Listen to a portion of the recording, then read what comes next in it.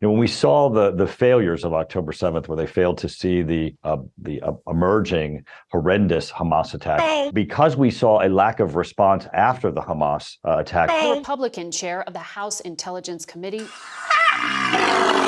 Mike Turner. You've said that absolutely brutal and horrific attack on October 7th by Hamas was a huge intelligence failure. Things were missed, and then there were operational failures, as we know, once that attack was underway.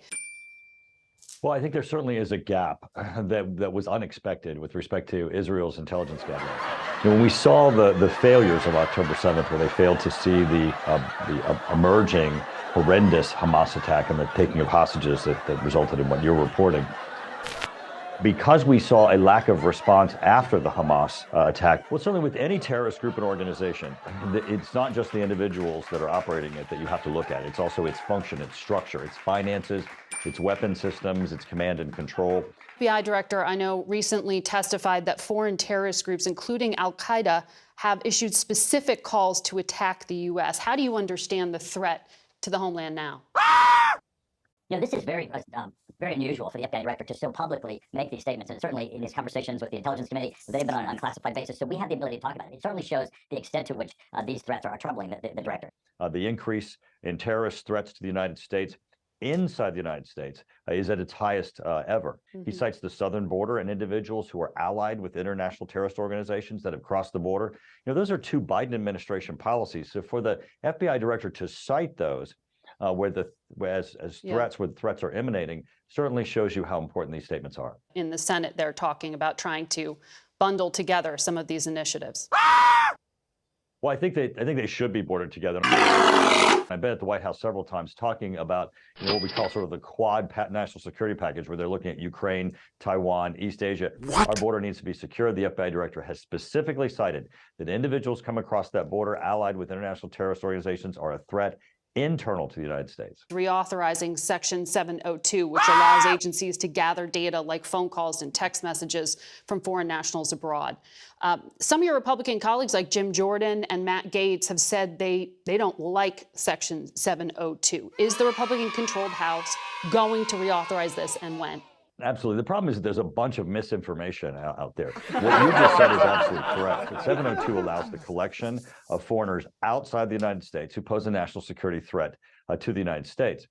We have to continue to collect that data and information. It's from which we are able to keep our country secure.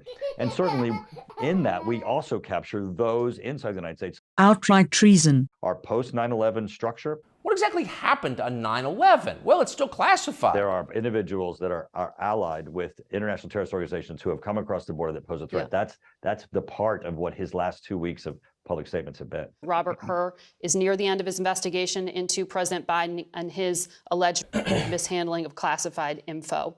If there are indeed no charges brought, which is what we are reporting. What? Well, this will be certainly devastating, continuing to be devastating to the Department of Justice and to the Biden administration with their two-tier system of justice.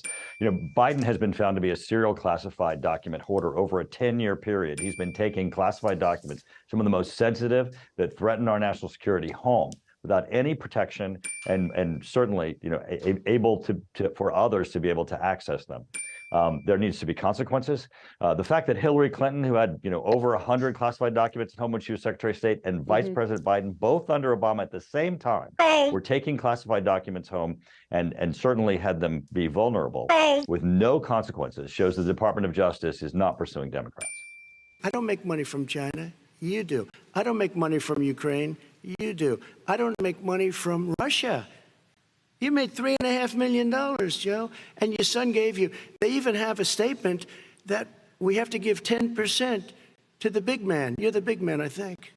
Well, as you know, there is a difference with the case against President Trump. Biden had these documents for over 10 years. You can't hoard documents in your home for a decade-long period, concealing them, taking them home as a senator and vice president, and then suddenly say, hey, 2 weeks while I was president, I cooperated, and therefore, it doesn't count that I spent 10 years as a serial classified document hoarder. Let's go, Brandon. I agree. All right. Well, we're going to have to leave it there for today. Your son said we have to give 10% to the big man. Joe, what's that all about? It's terrible. Rudy's Revelation.